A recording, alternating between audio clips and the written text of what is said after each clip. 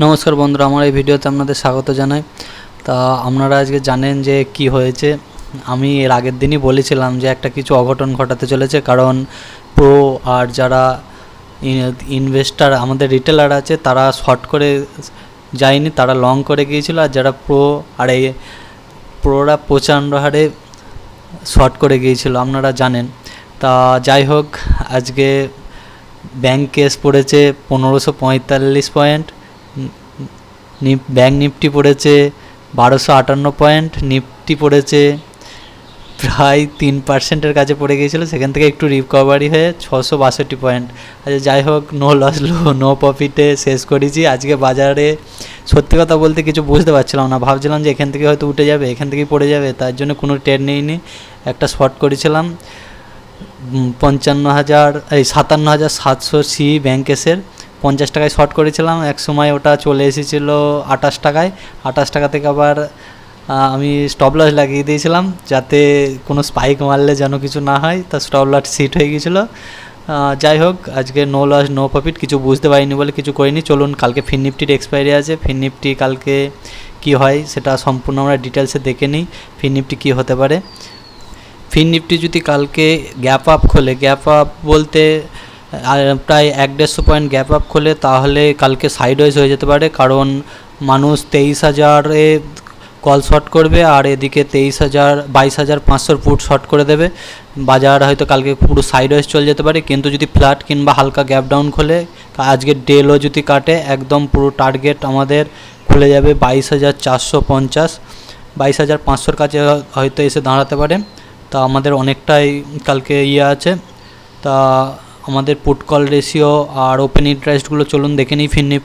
ফিন নিফটির open interest দেখে বুঝতে পারবেন যে কি করে গেছে আজকে এফআইআই আর প্রোরা খুব দূরের, কোনো রিস্ক নিতে চায়নি। 23,000-এর কল আর এদিকে 22,500 পুট প্রচণ্ড হারে শর্ট করা আছে।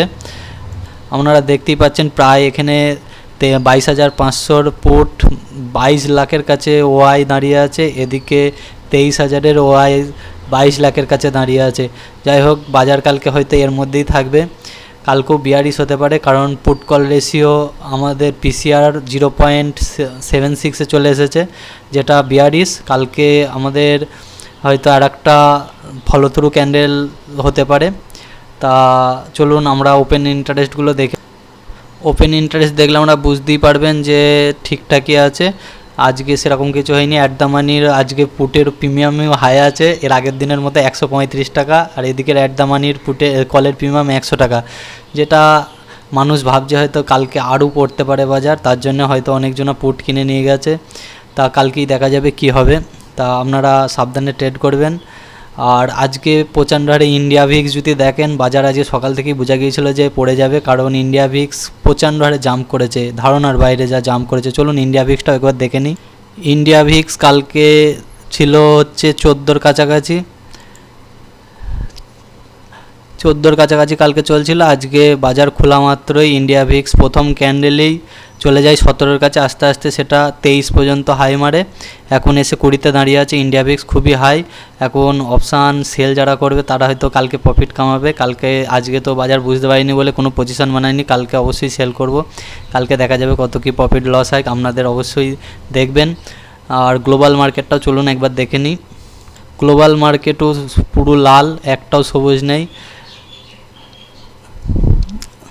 জাপানের 1%, জাপানের 12% পড়েছে, ধারণার বাইরে। কি হচ্ছে জাপান 12%, আপনারা দেখুন অবাক হয়ে যাবেন। জাপান রিসেশনে তো চলে যাবে অবশ্যই। এদিকে ন্যাসডাক জাওজোস ওর সাথ দিচ্ছে।